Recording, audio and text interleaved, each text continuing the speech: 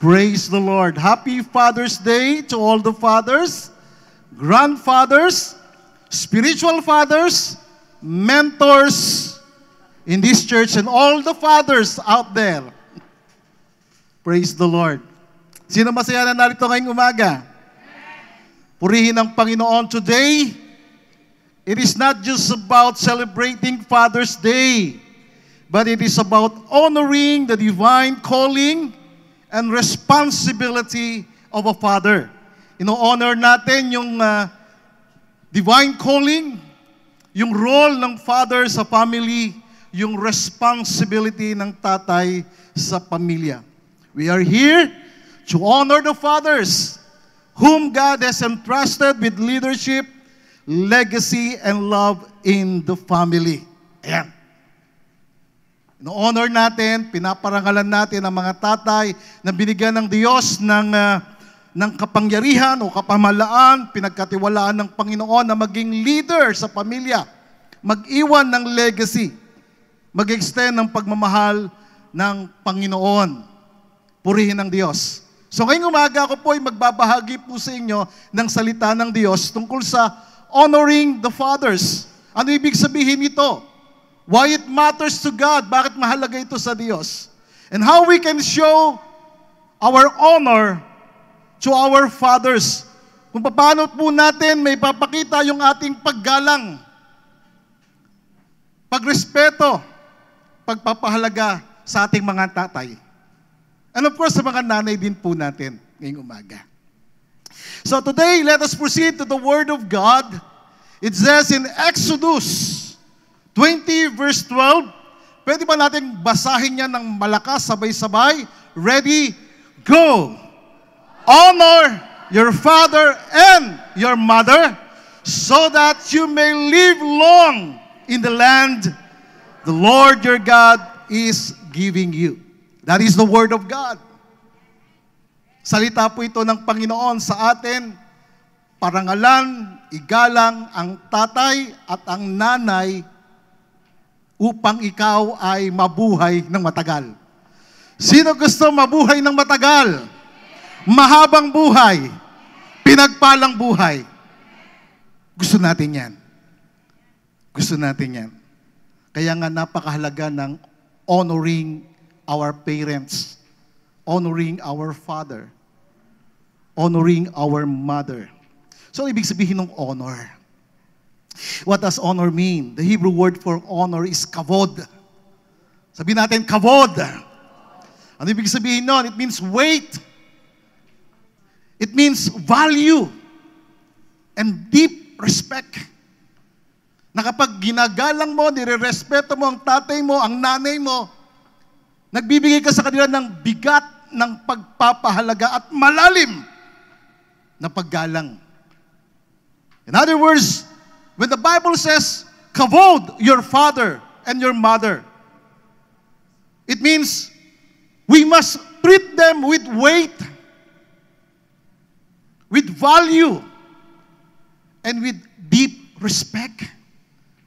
Itrato natin ang ating mga magulang na mayroong pagpapahalaga, pagpaparangal, pagkilala, at malalim na paggalang. To honor is not merely to obey or agree. Hindi dahil ginagalang mo sila or pinagpapahalaga mo sila na ito ay pagsunod lamang at pagsang-ayon. It is to recognize the value, the authority, and the contributions of a person regardless of the situation. Tandaan po natin yan. Kumbaga, hindi ka lamang sumusunod, hindi ka lamang nag-a-agree sa magulang mo, nire-recognize mo yung kanilang authority sa iyong buhay. Pinagpapahalagahan mo yung kanilang contribution sa kanilang buhay. Regardless of the situation. Of course, ang mga magulang hindi perpekto. May mga tinatawag na pagkukulang, may mga tinatawag na kamalian, but regardless, the Bible, the Word of God, has given us this command to honor them. Because honor is a command, it is not a suggestion. Hindi ito yung pakiusap sa iyo. Ito yung utos na nagmumula sa salita ng Diyos. At ang Diyos mismo nagsabi, honor your father, honor your mother, kavod. Give them weight and value and deep respect. Kaya nga sabi ng Amplified Bible, it says honor. In other words, respect, obey, and care for them. Igalang mo, irespeto mo, sundin mo, pagpahalagahan mo ang iyong tatay, ang iyong nanay, upang ang iyong buhay ay humaba. Upang ikaw ay pagpalain ng Panginoon saan man ikaw ay mapunta. You see, this command has been repeated in the New Testament, and it's called the first commandment with a promise. Tingnan natin yan. Ephesians chapter 6, verse 1. It says, children. May mga bata po ba rito? Taas ang kamay ng mga bata. Ayan, say hi. Ayan. Mga bata o mga kabataan, igalang ninyo, sundin ninyo ang inyong mga magulang sa Panginoon, sapagkat ito'y tama.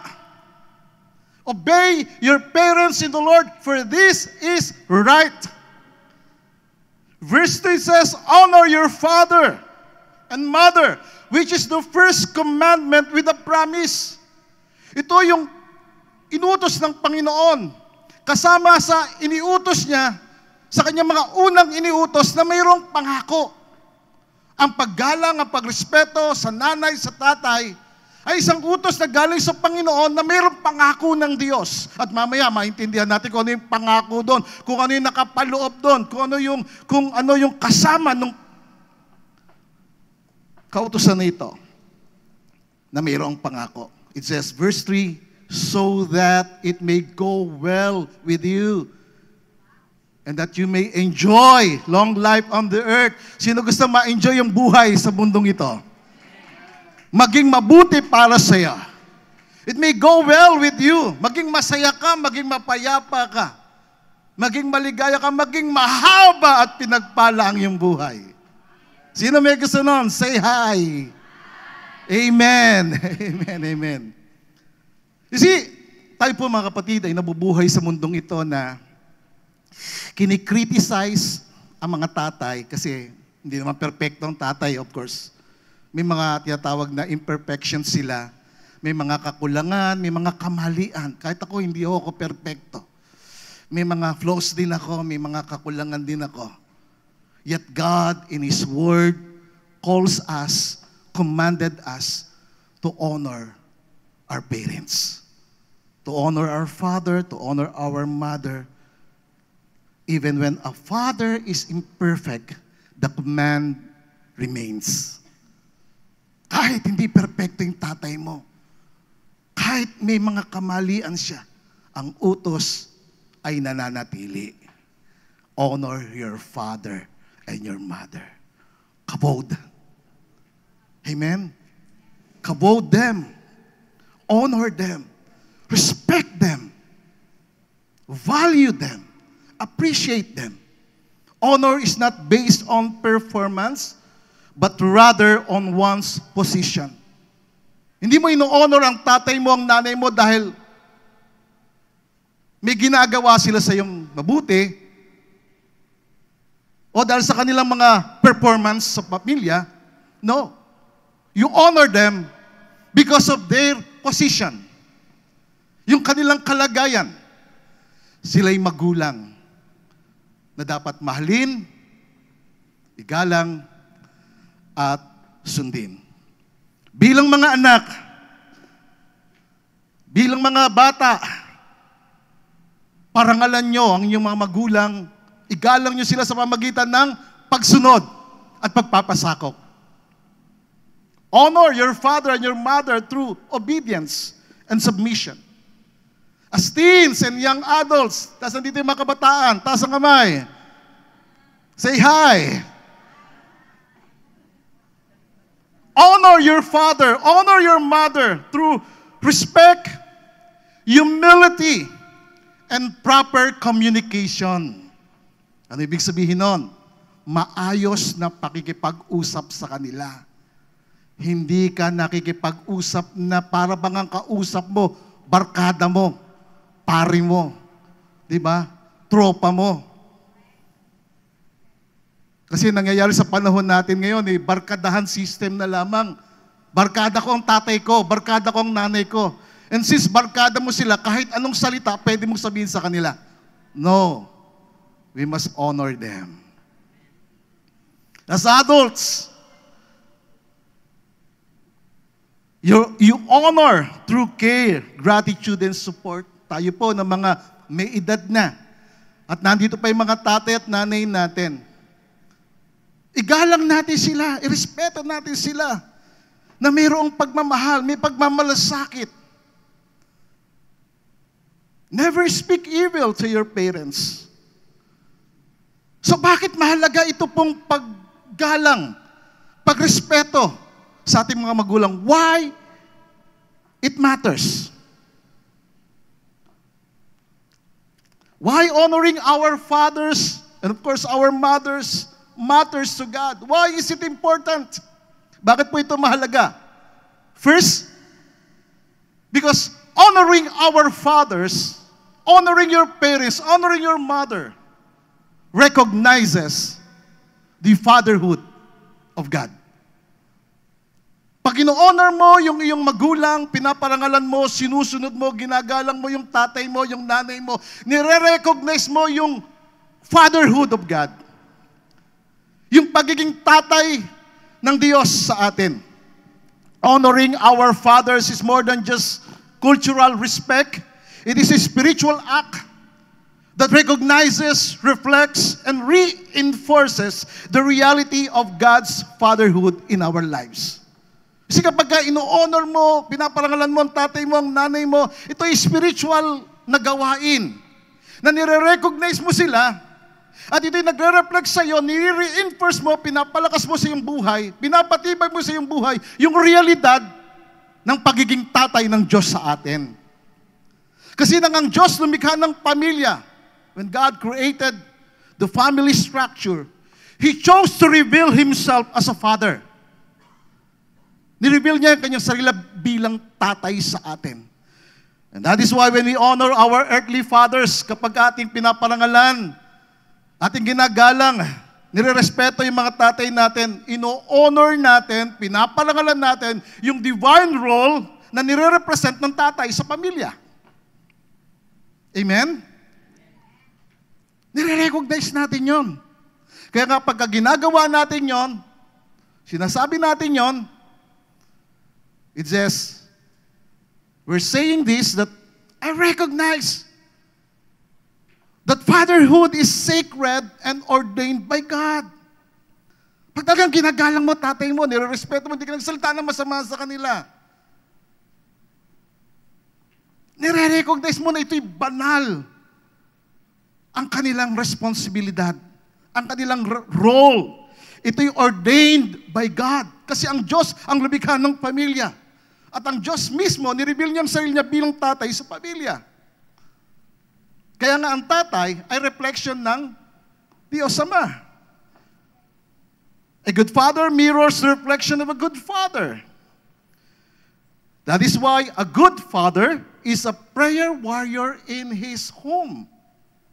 Ang mabuting tatay ay siya yung nagpipray sa kanyang pamilya. Alam niyo mga kapatid, every day, lagi kong kinocover yung pamilya ko sa panalangin. Bakit? Kasi ako yung tatay, ako yung leader sa pamilya, ako yung nagre-represent sa Diyos para sa aking pamilya.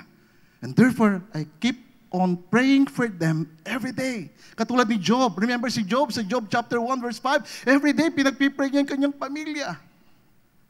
Every day. He leads his family spiritually and covers them in prayer. Same with us, fathers. Kailangan tayo po ay prayer warrior sa pamilya natin, na tayo po yung reflection ng Diyos sa ating pamilya. A good father is a provider. Ang mabuting tatay, siya yung nagpo-provide sa pamilya. He ensures that needs are met in the family. Sinisiguro niya na ang pangailangan sa pamilya ay nakakatagpo. And of course, a good father is a protector. Siya Siya'y nagdi-defend, nagsishield ng kanyang pamilya. Walang makagagalaw sa anak kapag nandoon yung tatay. Kaya kapag ako nandoon, walang pwedeng gumalaw sa aking mga anak at sa aking pamilya. Dahil paglalaban ko sila, ganun yung tatay. At kapag ino-honor natin, pinaparangalan natin ng tatay, ang nanay, ang ating mga magulang, pinaparangalan natin yung disenyo ng Diyos sa pamilya. Good fathers are divine representatives in the home. To honor them is to honor God's design in the family. Katulad din ng nanay.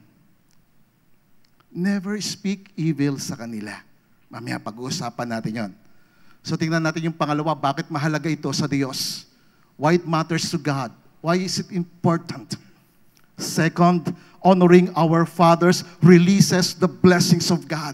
Sino gusto ng pagpapala ng Diyos?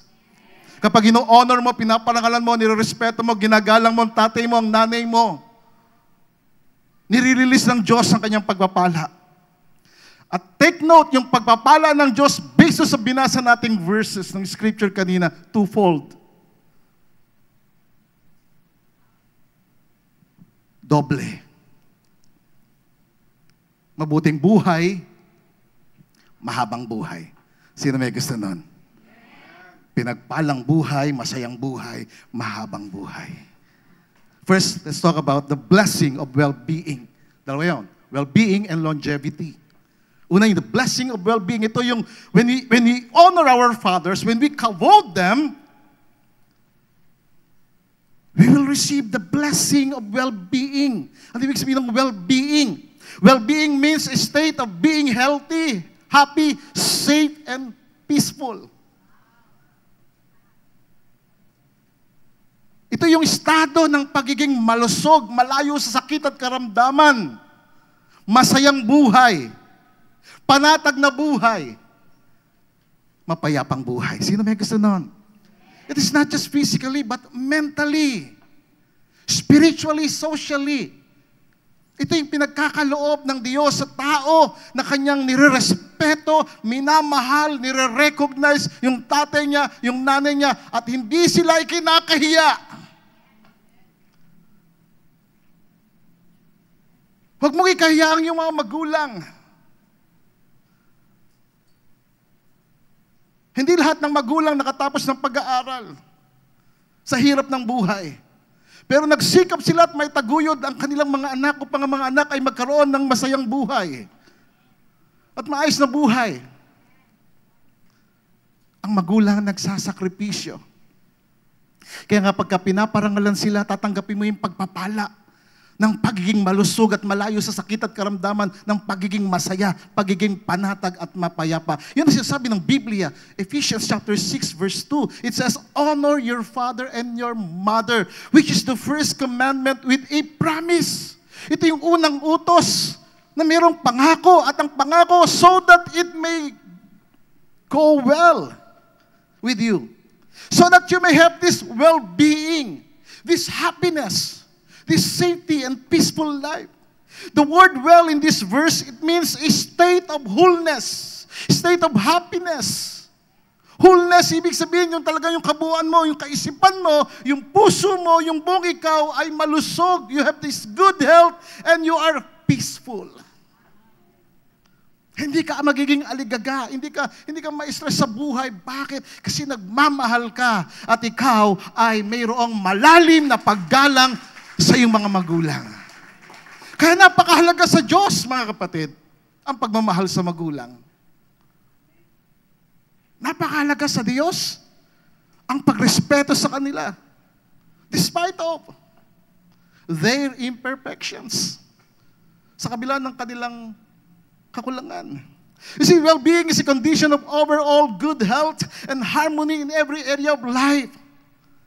And honor opens the door for well-being and peace in every family. Ang pagpaparangal, paggalang sa tatay at sa nanay ay nagbubukas ng pintuan ng masayang pagsasama sa pamilya. Subukan mo, huwag mo igalang ang tatay mo at nanay mo. Ano mangyayari? Digmaan sa pamilya. At tayo natin ang kaguluhan sa pamilya, di ba?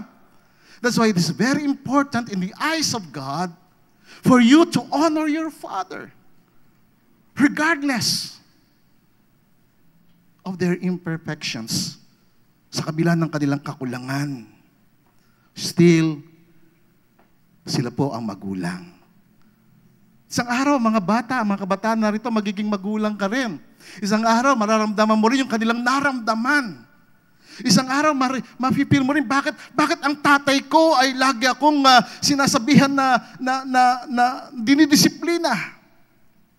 Kasi alam ng tatay ang kapahamakan sa paligid natin. Alam ng nanay.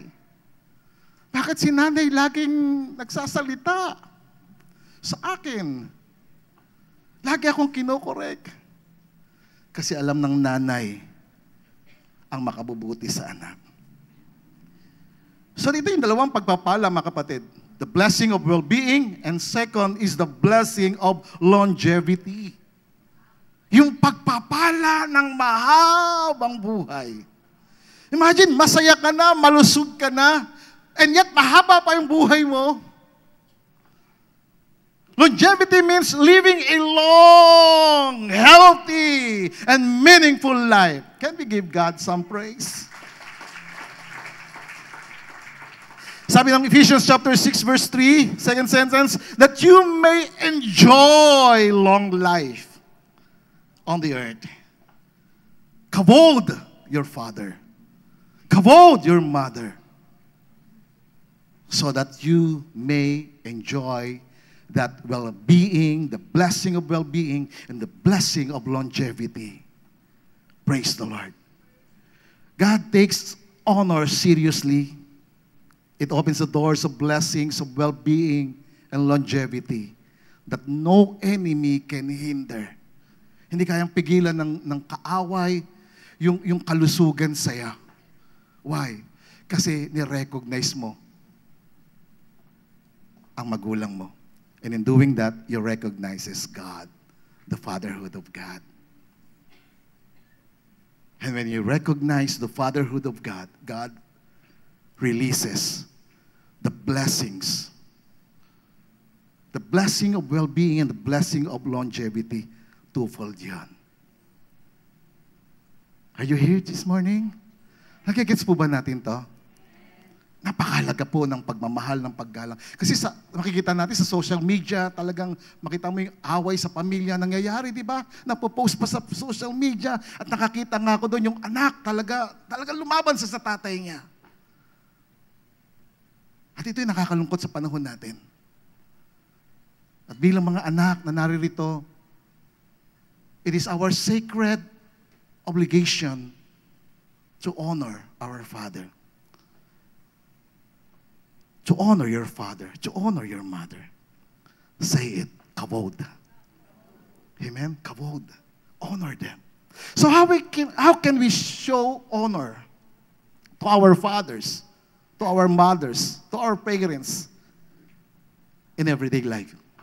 Paano, Pastor, paano ko ba may papakita ako bilang isang anak? Paano ko ba may papakita yung paggalang ko, yung malalim na pagmamahal at pagpapahalaga ko sa tatay ko, sa nanay ko, sa magulang ko, araw-araw?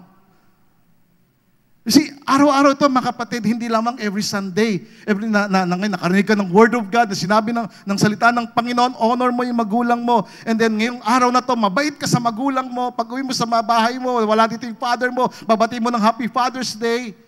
Just for one day, the following day, iba na naman ang iyong respeto sa kanila o pag-recognize sa kanila. No. Pakisabi sa katabi mo, araw-araw. Ang paggalang, ang pagmamahal, araw-araw.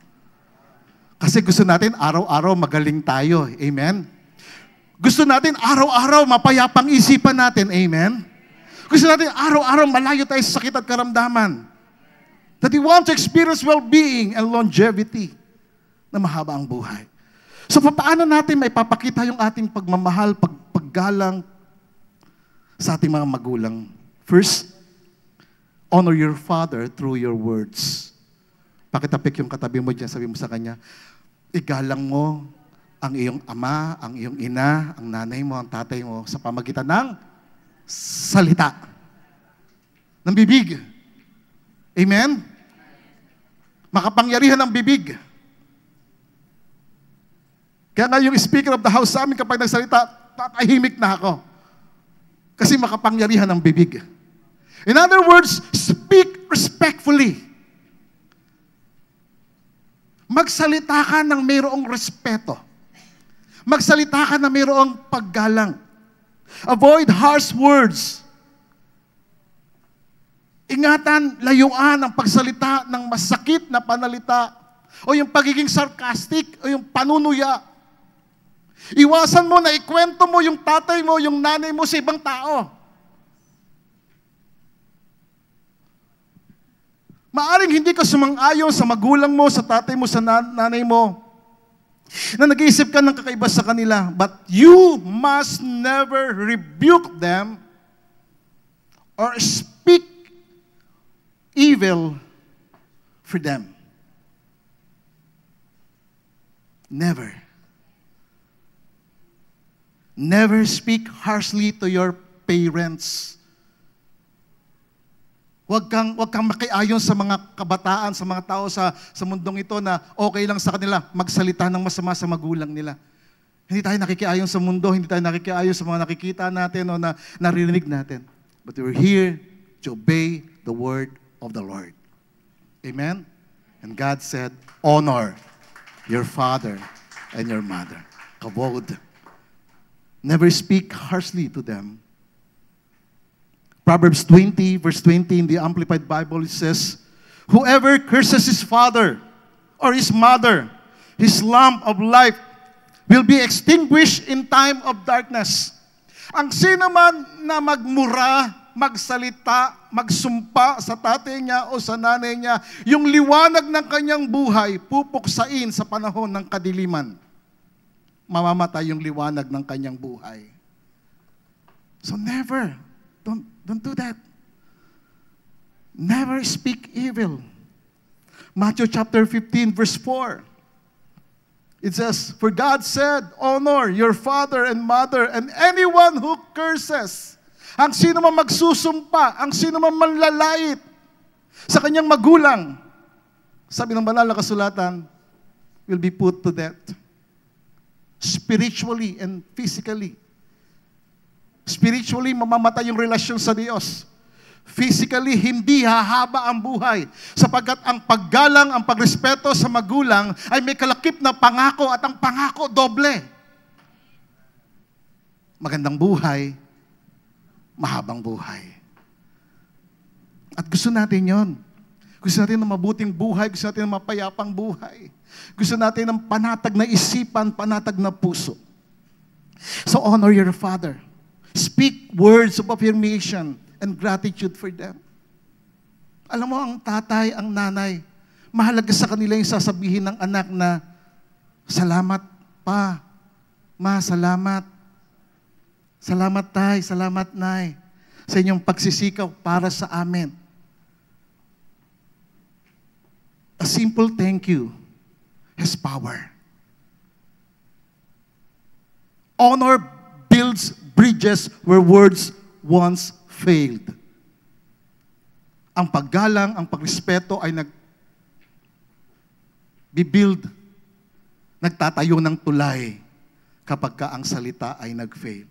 And in honoring our earthly fathers, our earthly mothers, we begin to see a deeper glimpse of our Heavenly Father, of His love for us. Honestly, mga kapatid, hindi ako lumaki sa pamilya na nandoon yung kapayapaan, pagmamahalan, and in reality, hindi ko talaga na-experience yun. But I see God as a Father. I experience His love. Naranasan ko yung pagmamahal ng tatay sa langit. At doon ko na ipadama sa tatay ko at sa nanay ko bago sila mawala yung pagmamahal.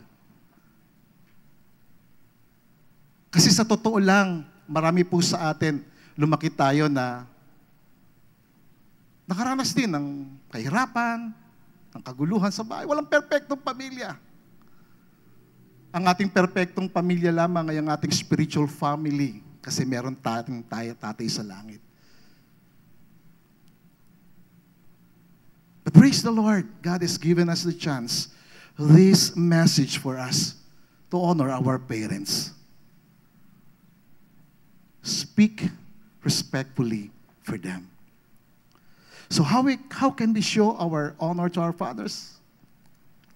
Honor your father through your words. Second, honor your father through your actions.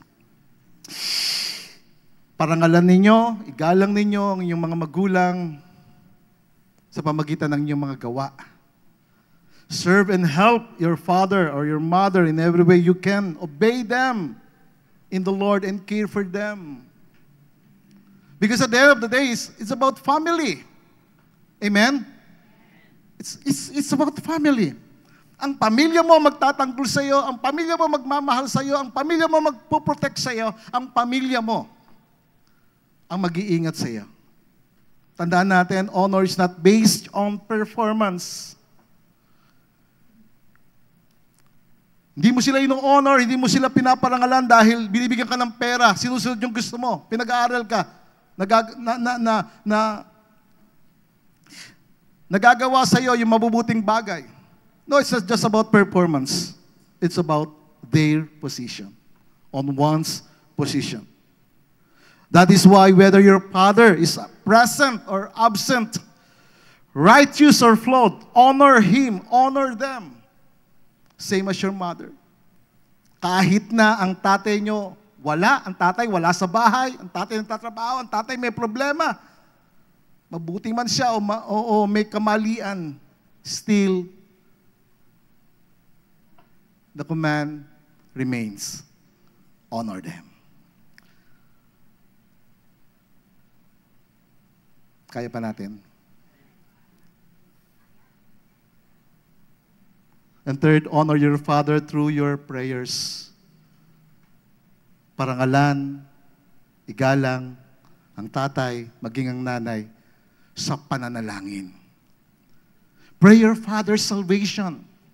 Keep on praying na ang tatay mo maligtas, ang tatay mo makakilala sa Panginoon, ang tatay mo pagalingin ng Panginoon, ang tatay mo lumago sa pananampalataya. Pray for God's blessing over him. Amen? Pag natutulog ang tatay mo, ang nanay mo, pag-pray mo sila. Pag-pray mo na pagpalain sila ng Panginoon, pagkalooban ng kagalingan, ng kalusugan. Pray that God will give them wisdom, knowledge, and good health, an intimate relationship with God. Pray for them. Keep on praying for them. Kaya nga kailangan ng panalangin because prayers can make the difference. Ako inaligtas sa kakilala sa Panginoon sa pamagitan ng panalangin. Meron akong nanay na nagpipray sa akin.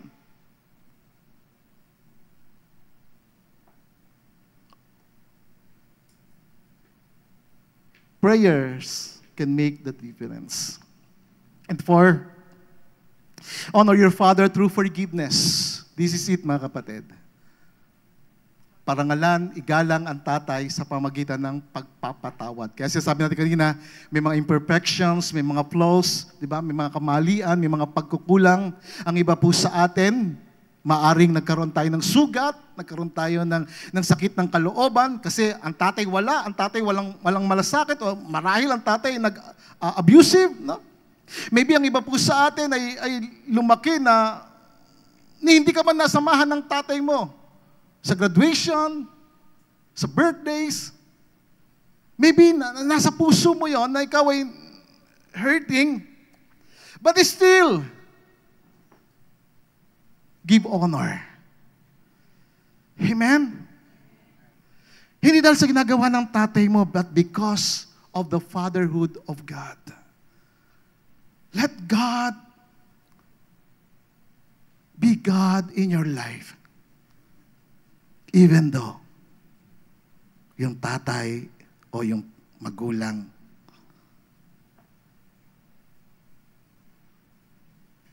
ay nakasakit. Mga kapatid, forgiveness does not mean excusing wrongdoing. Hindi dahil nagpatawad ka ay binabaliwala mo na yung mali. Hindi po. It means releasing bitterness from your heart. Kaya nga, you honor somebody, you honor your father, you honor your mother through forgiveness, sa pagpapatawad. Ang tatay ko noon, isang beses ko lang siyang nakasama nung graduate ako ng grade 6. Since then, hindi ko na siya nakasama sa mga, but still, I honor him. At pinatawad ko siya kung ako'y nasaktan niya.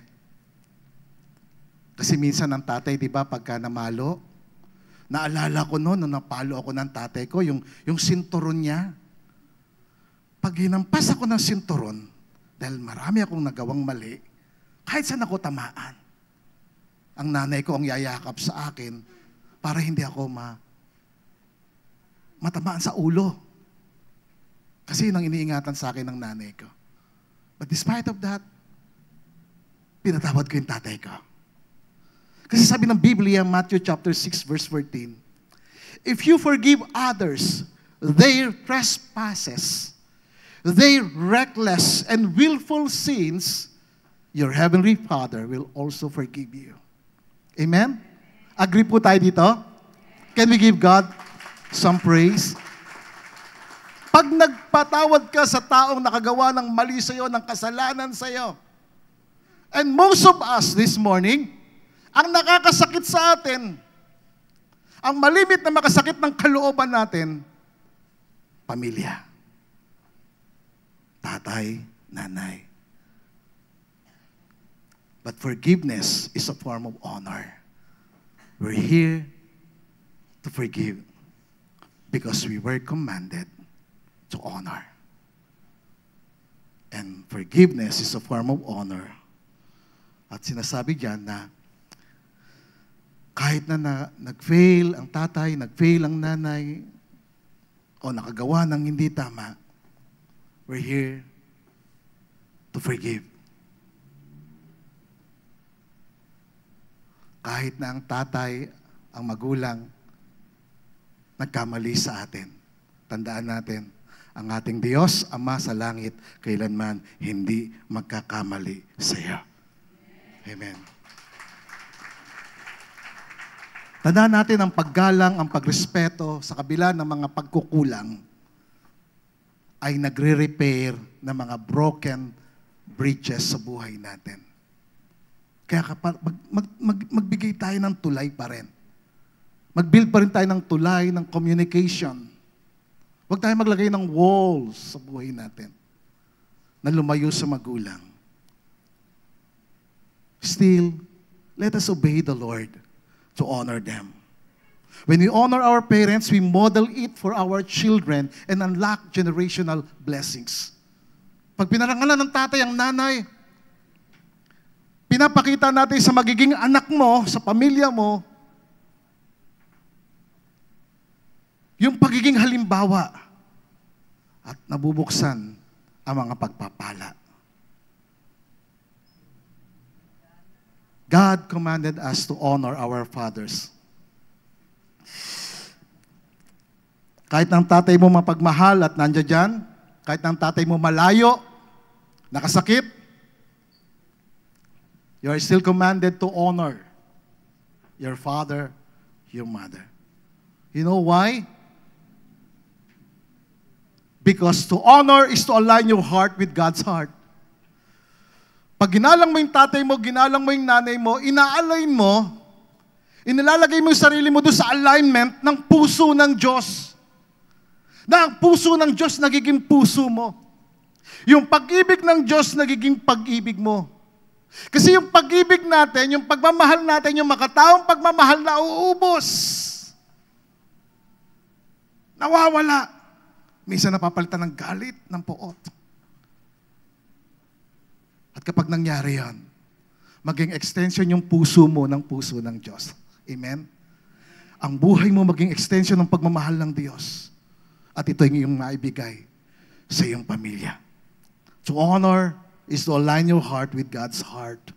Ang puso ng Diyos maging puso natin. Ang pagmamahal ng Diyos maging pagmamahal natin. And to honor is to release the weight of pain and embrace the weight of glory. Kapag pinararangal mo ang iyong magulang, ang tatay mo at nanay mo, nire-release mo yung bigat ng sakit ng kalooban. Because whether you like it or not, they are still your father, your mother. Sila pa rin ang tatay at nanay mo na kinakailangan mong i-embrace yung bigat ng pagpapahalaga at pagmamahal sa kanila regardless. Sa kabila ng kanilang nasabi, nagawa, sa kabila ng naramdaman mong sakit ng kalooban. And to honor is to invite God into your family story and allow Him to write your story with a better future. Yun yung pagpaparangal. Yun yung paggalang. Ini-invite mo yung Diyos sa iyong buhay, na ang Diyos mismo ang gagawa, ang susulat ng istorya ng iyong buhay, ng kwento ng iyong buhay. Sa araw, magiging kwento na lamang. Pero mas mabuti na maging mabuting kwento. At ang pagkakaroon ng mabuting kwento ay pagkakaroon ng mabuting relasyon sa mabuting Diyos na nagmamahal po sa atin. Purihin ang Panginoon. Amen.